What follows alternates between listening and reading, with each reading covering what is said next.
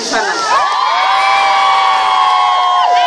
Kenapa kemudian manusia dan masyarakat Indonesia merupakan ultimate goal dari visi misi di Jokowi, bahwa tujuan pembangunan bukan pertumbuhan tetapi pemberdayaan manusia dan masyarakat Indonesia. Oke, terima kasih. Sebenarnya masih ada 1 menit. Baik, sekarang giliran Mbak Eva menyampaikan pertanyaan ke Mas Yoga.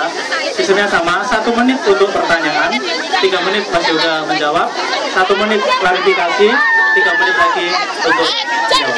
Silakan Mbak Eva. Mas Yoga.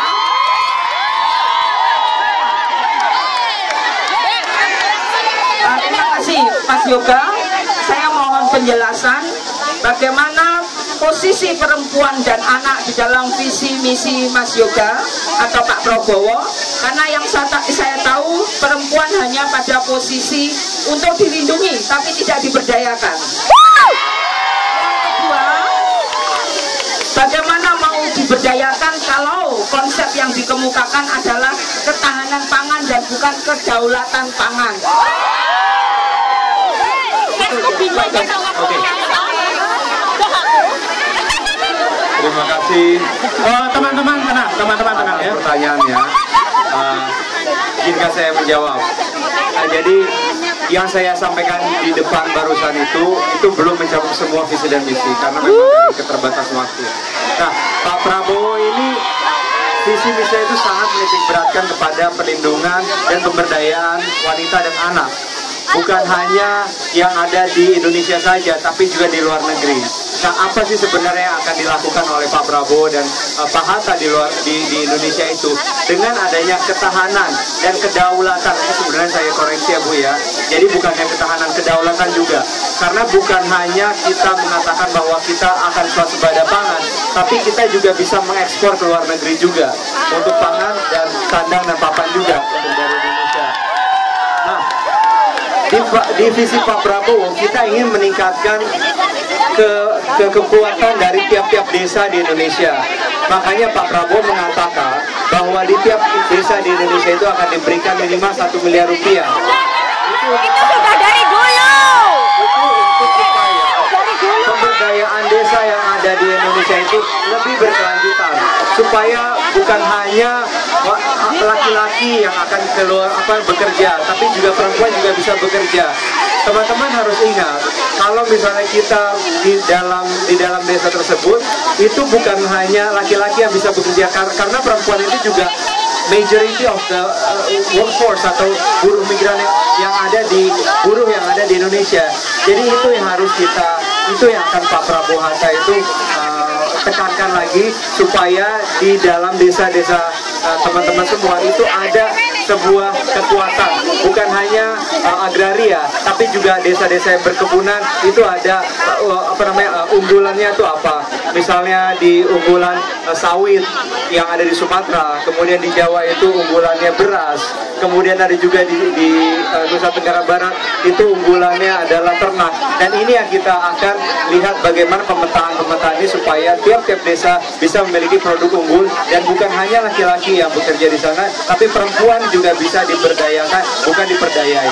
Terima kasih. Oh, masih ada setengah menit. Ya cukup. Cukup. Oke, Mbak Eva.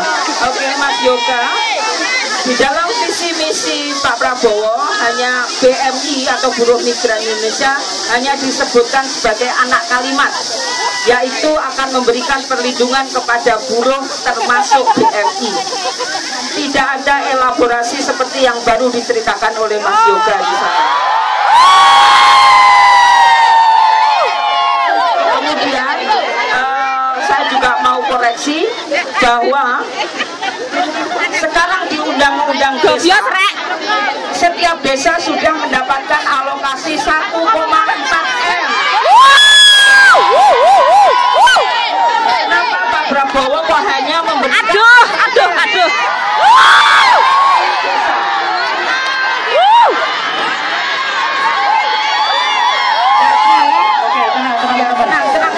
tenang dulu.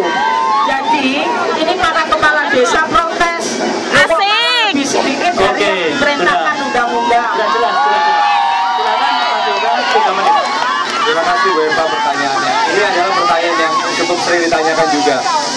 Jadi saya juga sudah pernah berbicara dengan Bang Budiman Sujatmiko juga. Beliau adalah salah satu inisiator dari undang-undang desa tersebut.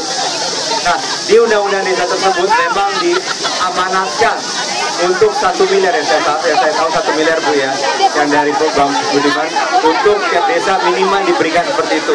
Nah, tapi apa yang diinginkan oleh Pak Prabowo ini adalah supaya undang-undang tersebut benar-benar dilaksanakan, dan itu adalah program utama prioritas yang akan dilakukan oleh beliau. Karena apa? Karena kalau kita berkaca dari berbagai macam kebijakan yang terjadi di masyarakat, di pemerintahan, dari awal memang ada segitu, diamanatkan 1 juta, tapi sampai ke bawah itu bisa sampai 100 juta doang, itu nggak sampai 10%-nya. Nah, yang ingin diamanatkan oleh beliau adalah supaya negara menjamin supaya uang yang dialokasikan untuk desa benar-benar dipergunakan untuk proyek-proyek infrastruktur atau peningkatan kesejahteraan teman-teman yang ada di desa. Saya kira begitu, Bu. Masih ada, Mas? Masih ada 1,5 menit cukup? Oke, baik. Oke.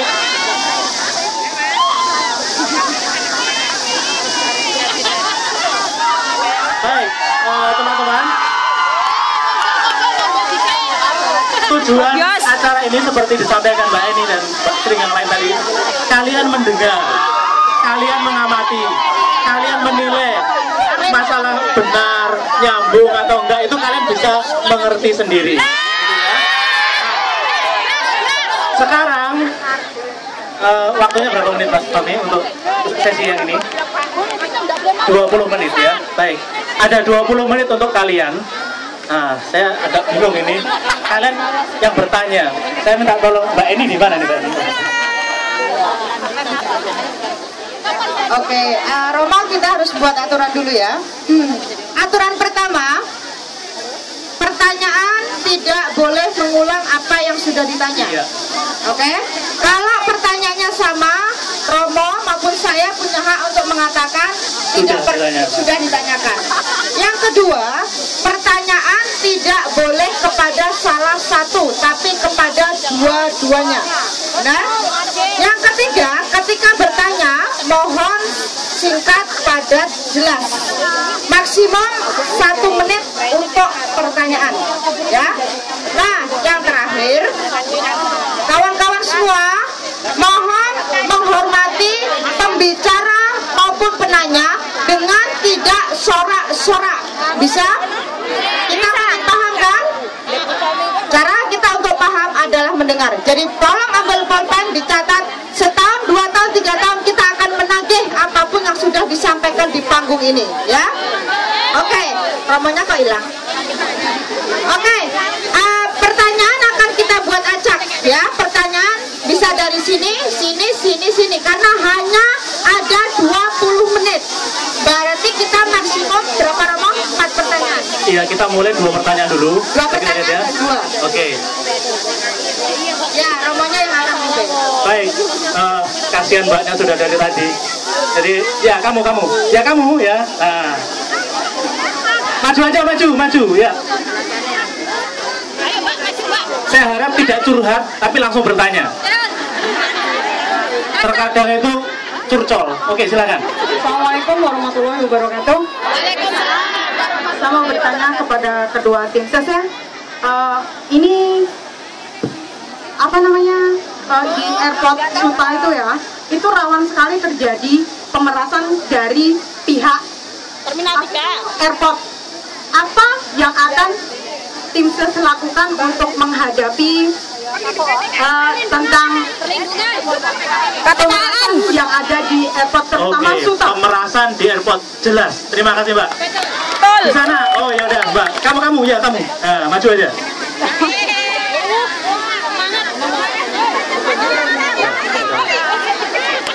Ini yang udah berjalan, ini yang sedang berjalan. Iya, saya nggak tahu namanya. Oke, terima kasih. Nama saya Aris dari Ponorogo. Saya ingin mempertanyakan masalah TKI Purna yang nantinya BNI semua di sini nantinya akan pulang ke Indonesia dalam untuk menjadi WNI yang nyata, yang tidak bekerja di luar negeri lagi.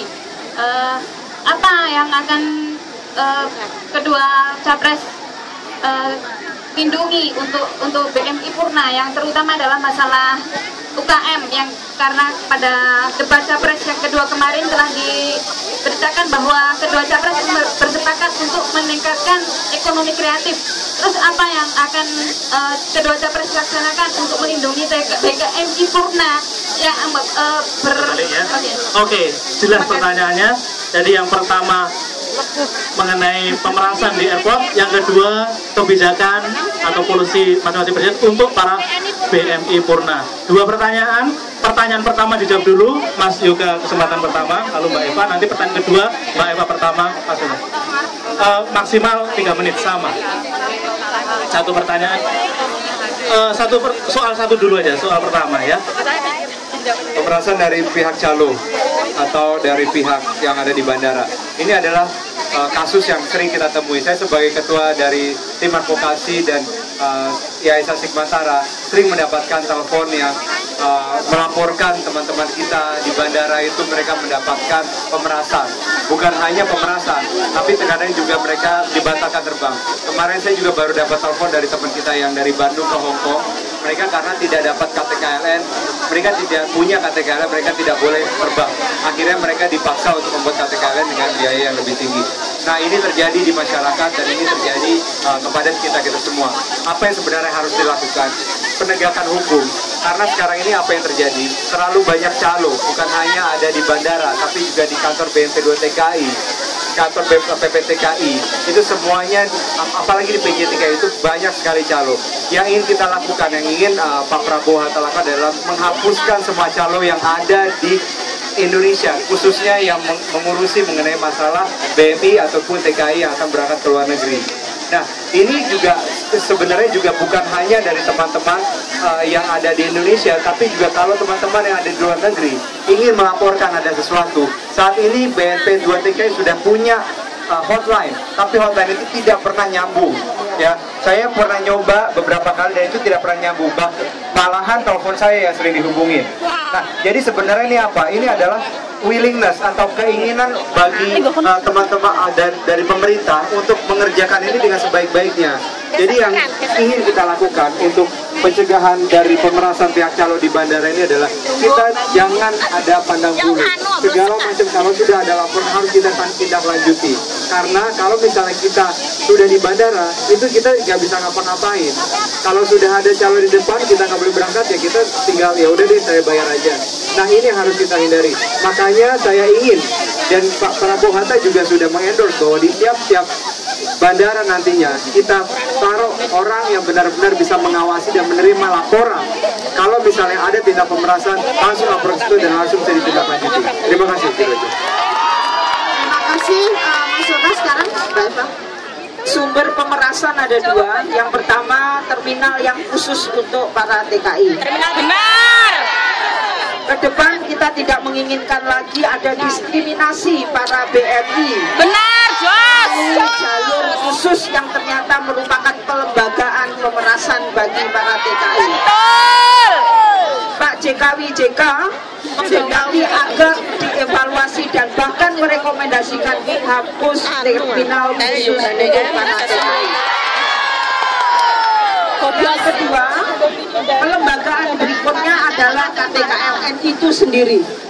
Sehingga ke depan kita juga ingin supaya sumber dari pemerasan berupa KTKLN juga harus dihapus. Betul. Tidak adanya media untuk mafia-mafia bekerja, insya Allah ke depan kita akan bisa sedikit meringankan tidak adanya media bagi para mafia-mafia tersebut untuk memeras para BMI maupun para TKI.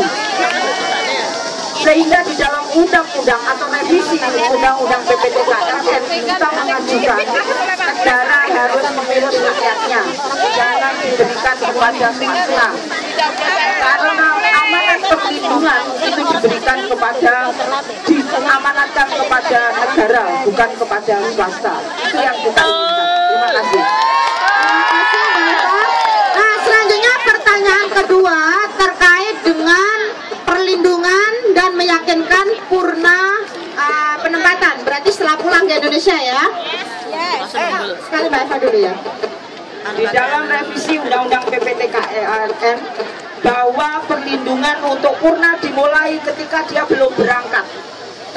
Kalau pembekalan juga diberikan termasuk bagaimana mengelola ekonomi rumah tangga, bagaimana juga mempunyai akses terhadap perbankan, sehingga nanti ketika dia pulang tidak menjadi nol lagi, tetapi sudah ada infrastruktur sosial yang menjamin mereka untuk bisa mengelola modal dengan baik, untuk juga mempunyai akses terhadap kesehatan atau BPJS, dan juga mempunyai akses terhadap departemen-departemen tenaga kerja yang ada di daerah masing-masing. Konektivitas dan menghadirkan negara ini bukan hanya ketika mereka pulang, tetapi disiapkan ketika mereka sebelum berangkat ke luar negeri.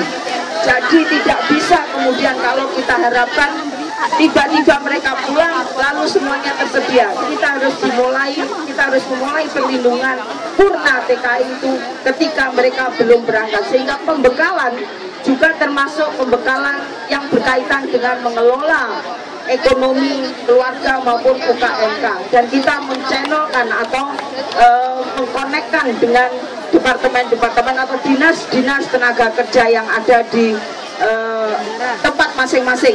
Saya bisa laporkan di sini bahwa di dapil saya Blitar sudah terbentuk 4 koperasi Purna TKI yang mendapatkan akses di dinas tenaga kerja. Hal itulah yang akan dilembagakan dan akan diakomodasi di Undang-Undang PPTKILN. Terima kasih. Oke, terima kasih. Mas Yoga.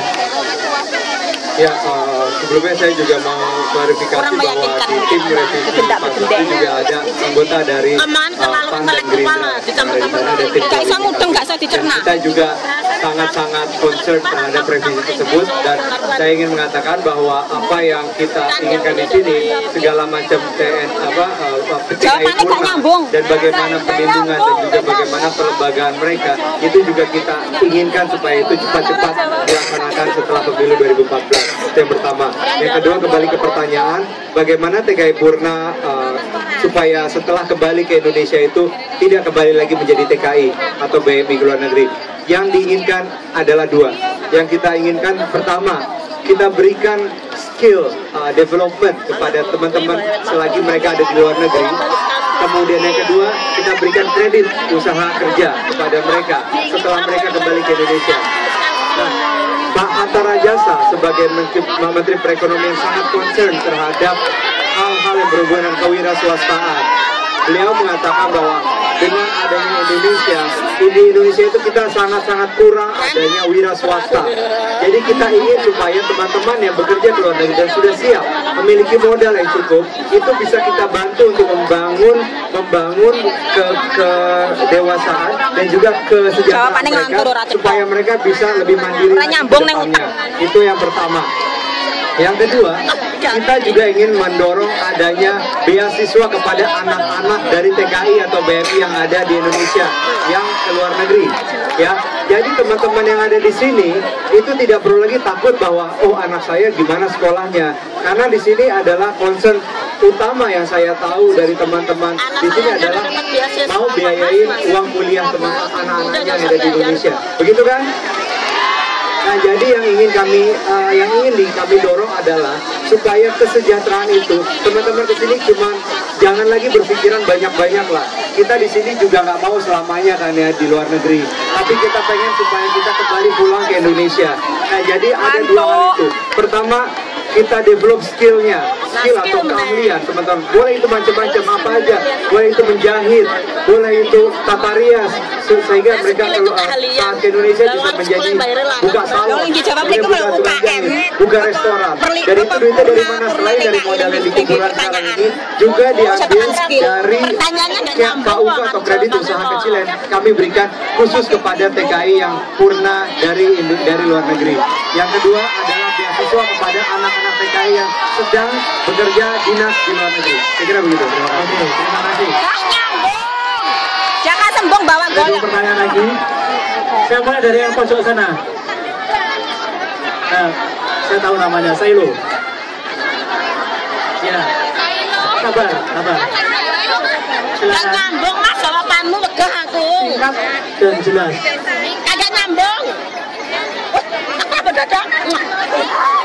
Buat cari nomor 1 pilih kamu, presiden pilih nomor 2. Kepada Ibu Eva Sundari dan juga Pak Yoga, saya ada 2 pertanyaan kepada calon presiden Jokowi dan juga Prabowo. Yang pertama adalah tentang perampasan tanah, di mana sekarang sedang diperjuangkan oleh ibu-ibu yang ada di Rembang. Yang kedua, tentang kesehatan terhadap rakyat miskin yang sedang diperjuangkan oleh kawan Jenghin, yang mereka sudah ditolak oleh rumah sakit, kemudian sekarang baru dibawa ke rumah sakit itu. Apa terhadap mereka ke depannya? Udah, Oke. itu saja. Yang di belakang sana, baik, berbaju hitam, silakan. Iya, kita terbatas. Oke, ya, singkat. Kondelno tak tebak. Assalamualaikum warahmatullahi wabarakatuh. Pisan aku goleke. Salam BMI. Terima kasih. Kene colok meneh, colok meneh. Saya sebagai warga negara Indonesia yang mau golput, lagi bingung mikir pilih yang mana. Jokowi.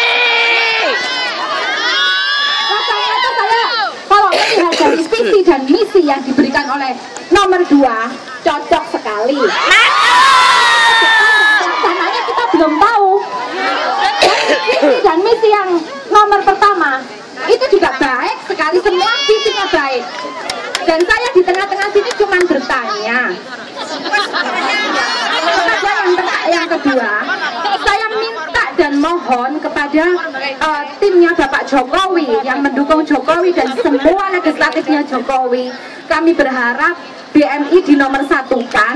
Dan yang kedua, sifat dari kesederhanaan Pak Jokowi, merakyatnya Pak Jokowi, dan karena Pak Jokowi tidak banyak omong itu Pertanyaannya untuk kedua calon. Ya, enggak. Pertanyaan yang sama itu untuk kedua. Tidak boleh hanya satu pertanyaan untuk satu calon. Jadi pertanyaan sama. Cuma itu pertanyaan saya karena saya ingin nggak golput, Mas. Pak, ngomong. Dan pertanyaan kedua untuk Bapak Prabowo, ya untuk tim Bapak Prabowo. Mohon segera dilaksanakan di BMI ini bagaimana caranya untuk semua majikan-majikan kita itu tidak melanggar HAM atau hukum.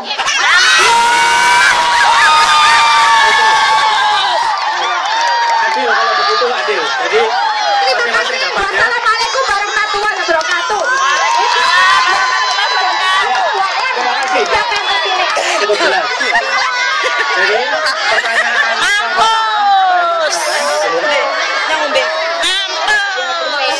Ini spesifik sekali ya, Bang ya. Nah, sementara kalau kita mengandalkan bahwa kasus-kasus tanah itu sudah disiapkan di dalam visi misi kita, seharusnya tanah untuk rakyat, bukan tanah untuk siapapun. Benar. Kemudian untuk kasus Rembang sendiri karena saat ini sedang bergolak, maka Pak Jokowi pada posisi mendorong agar penyelesaiannya itu musyawarah saja, jangan sampai kepada hukum. Kalau hukum itu kalah dan menang, nggak ada yang bisa menang dua-duanya. Jadi mendorong musyawarah mufakat sehingga win-win solution. Kemudian untuk kesehatan, Pak Jokowi di mana-mana bawa kartu-kartu. Yang satu adalah kartu pintar, yang kedua adalah kartu Indonesia Sehat. Itu adalah pelaksanaan dari BPJS. Dan kalau kemudian nanti berkuasa, Pak Jokowi ingin mentaati perintah undang-undang kesehatan agar supaya alokasi APBN 5%, bukan seperti saat ini hanya 2,3%, sehingga tidak imbang antara pendidikan dan kesehatan. Jadi kalau masalah kartu sehat, komitmennya ada dua, bahwa setiap orang yang sakit tidak boleh ditolak, karena yang mendapatkan perlindungan dan gratis itu sudah disiapkan melalui BPJS. Yang kedua, politik anggaran di dalam APBN meningkatkan 5% agar supaya seperti rekomendasi PBB untuk alokasi kesehatan, yaitu 5%, bukan seperti saat ini 2,3%. Oke, Mas Yoga silakan. Ya, makasih Mbak Sailo pertanyaannya. Perampasan tanah yang ada di Rembang, saya cenderung sepakat sama yang disampaikan dengan Mbak Eva bahwa Kak imajinatif. Dua pihak yang sama-sama mengaku benar. Nah, saat ada dua pihak yang sama-sama mengaku benar, kita ada dua cara. Kita bisa bawa ke hukum atau kita bisa bawa ke musyawarah. Tapi yang jelas seperti apa? Pak Prabowo dan Pak Hatta ingin supaya beliau berada di pihak rakyat, ya. Jadi bukannya kita, walaupun kita ada di tengah-tengah, tapi kita buta sama sekali. Karena apa? Karena perusahaan-perusahaan besar itu mereka memiliki capital atau modal yang besar juga untuk menyewa preman, untuk menyewa orang-orang yang ingin memaksakan kehendak mereka, supaya orang takut dan terintimidasi. Itu yang kita tidak inginkan. Jadi apa yang akan kita lakukan adalah kita akan memberikan advokasi kepada teman-teman kita di Rembang, supaya permasalahan agraria ini bisa terlaksana sebaik-baiknya. Ya. Kemudian yang kedua mengenai kasus ada teman kita yang ditolak oleh rumah sakit. Sebenarnya mohon maaf Bu Eva ya, saya sebagai orang Jakarta dan saya banyak menerima laporan juga. Saya bukan bias, tapi ada banyak teman-teman kita yang sudah memegang kartu Jakarta Sehat, itu juga masih ditolak oleh rumah sakit. Saya tidak mengatakan bahwa polisi atau kebijakan kartu Jakarta Sehat ini itu salah, tapi saya mengatakan bahwa mungkin ini belum sempurna, ya. Di level nasional sebenarnya seperti yang dibilang sama Bu Eva adalah kita sudah memiliki BPJS yang sudah disahkan oleh parlemen yang terdiri dari berbagai macam partai yang ada di DPR itu. Dan di BPJS itu sudah mencakup sebenarnya seluruh warga negara Indonesia yang ada di Indonesia dan di luar negeri. Jadi teman-teman di sini jangan khawatir, karena BPJS itu kalau misalnya kita tidak mampu untuk ke rumah sakit, tidak mungkin akan ditolak oleh rumah sakit. Ya, itu adalah amanat dari Undang-Undang Kesehatan yang baru disahkan oleh DPR. Saya kira begitu. Oke. Langsung pertanyaan nomor 2. Ya, pertanyaan nomor 2. Iya langsung. Jadi yang pertanyaan tentang Pak Jokowi saya nggak bisa jawab ya. Karena pertanyaan tadi sudah dipisah, jadi sudah dipisah. Ya. Jadi yang saya jawab tentang Pak Prabowo, segera laksanakan. Jadi gini, di Indonesia itu kita ingin supaya adanya penegakan hukum yang jelas pada setiap orang, ya, nggak pandang bulu siapa. Dan itu juga di luar negeri. Kita bisa lihat kasus banyak ya, yang ada di Hong Kong, yang ada di Singapura, yang ada di Arab Saudi.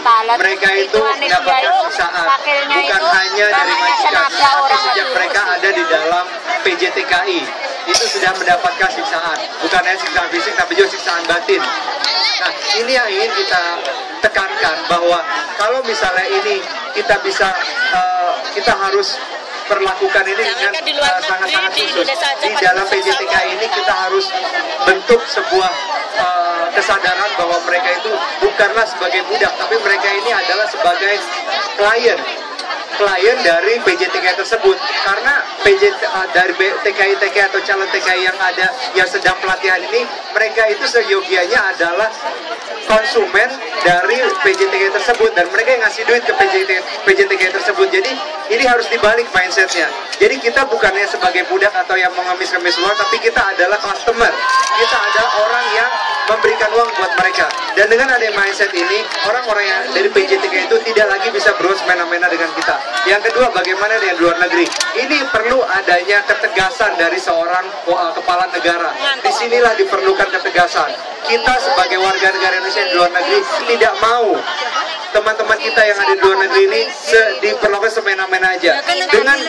Dengan memiliki seorang pemimpin yang tegas, pemimpin yang kuat, kita bisa menekan negara lain bahwa, loh, lihat, ini negara saya, ini warga negara saya. Mereka sudah memberikan bantuan dan mereka sudah memberikan kontribusi kepada negara kamu, dan tolong dijaga dan jangan diinjak-injak hukum dan HAM-nya.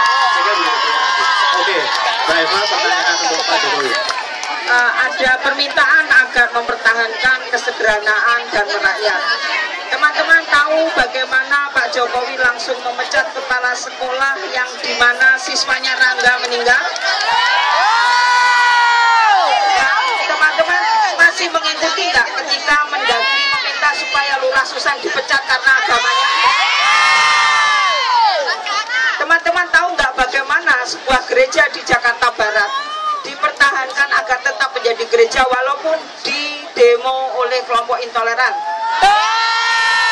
Apakah itu bukan suatu ketegasan dari Pak Jokowi? Oleh karena itu, walaupun sederhana, merakyat, ramah, bahkan ibu-ibu bisa nyewoli pipinya Pak Jokowi dong. Tetapi begitu menyangkut kepentingan rakyat, Pak Jokowi eksekusi, langsung ditindak. Dan pada saat ini juga beberapa korbannya ya, kepala sekolah sudah banyak yang dipecat karena tidak memenuhi standar. Ada juga wali kota Jakarta yang pada waktu sidak tidak berada di tempat, langsung diganti. Itulah bukti dari suatu ketegasan Pak Jokowi. Bukan menakut-nakuti, bukan mengancam, tetapi bertindak dengan. Oke, baik teman-teman. Ya, saya sangat tahu banyak yang belum puas. Ya, masih ingin bertanya dan seterusnya. Tapi selanjutnya adalah ya di sana juga belum ditanya. Jadi artinya memang waktunya tidak mungkin kan? Ya, nah ini ya. Ya, nah teman-teman semua, sekali lagi ini hanyalah porsi kecil untuk memahamkan. Kalau mau yang porsi besar bisa lihat di YouTube ya. Ada 2 sesi debat capres ya. Dan kami mohon maaf apabila tidak semua pertanyaan mampu diakomodasi, namun tidak meniadakan esensi dari pesan kedua capres didapatkan oleh teman-teman buruh migran.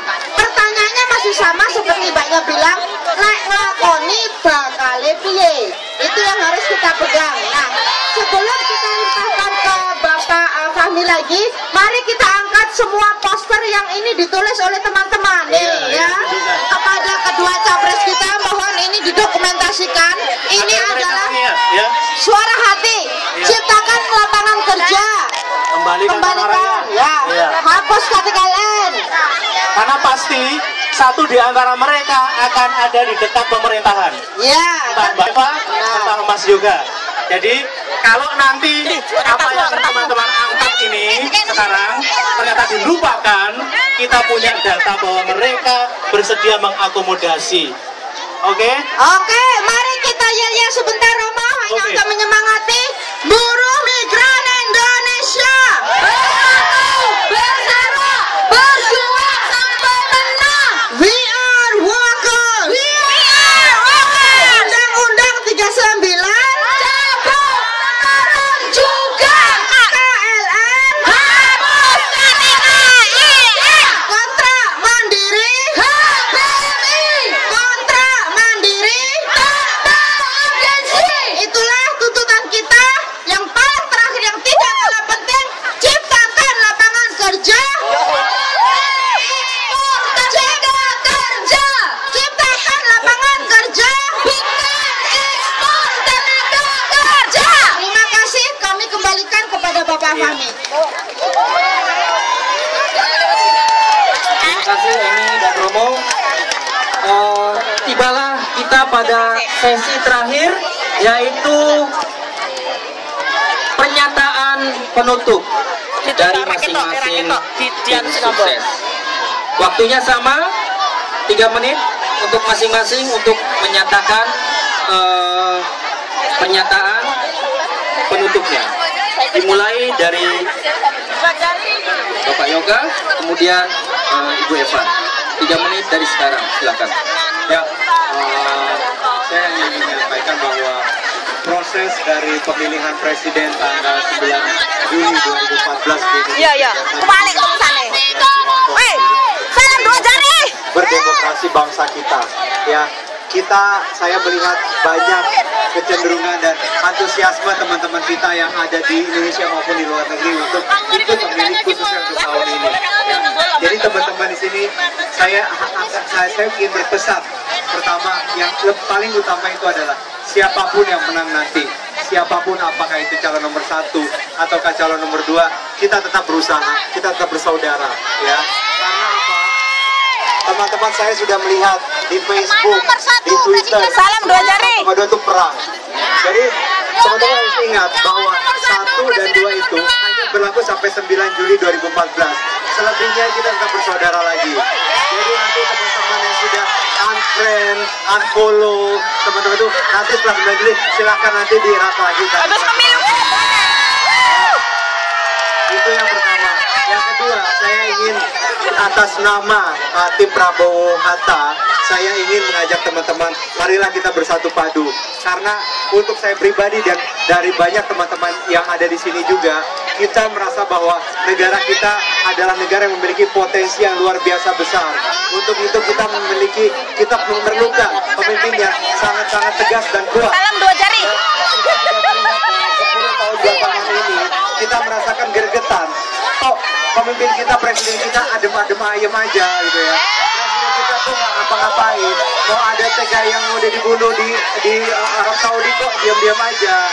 Presiden kok diam-diam aja. Nah, makanya dengan adanya teman-teman yang ada di sini, kita ini harap tenang. Halo, ada perjanjian ya. Silakan Mas Yoga. Kita ingin mengajak buat teman-teman, marilah kita bersatu-satu mendukung presiden atau calon presiden yang memiliki integritas dan juga memiliki kekuatan dan kepentingan hukum yang jelas, yaitu nomor 1. Jawabannya gak nyambung. Masih ada 4. Pertanyaan terus jawabannya gak bisa. Itu aja, terima kasih. Udah capek kali. Gobios. Silakan. Waktunya mulai. Salam 2 jari. Jokowi pengen ke depan ada kepribadian yang dibangun, gotong royong, persatuan, Trisakti Bung Karno. Jadi kalau nanti Pak Jokowi menang, kita akan ajak Pak Prabowo bergabung ke dalam. Kita tidak mau hanya karena coblosan tanggal 9 lalu orang terbaik dari Indonesia lalu ngilang.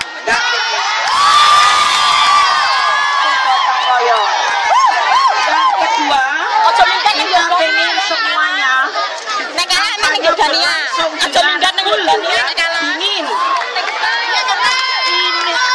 ini adalah pesta demokrasi,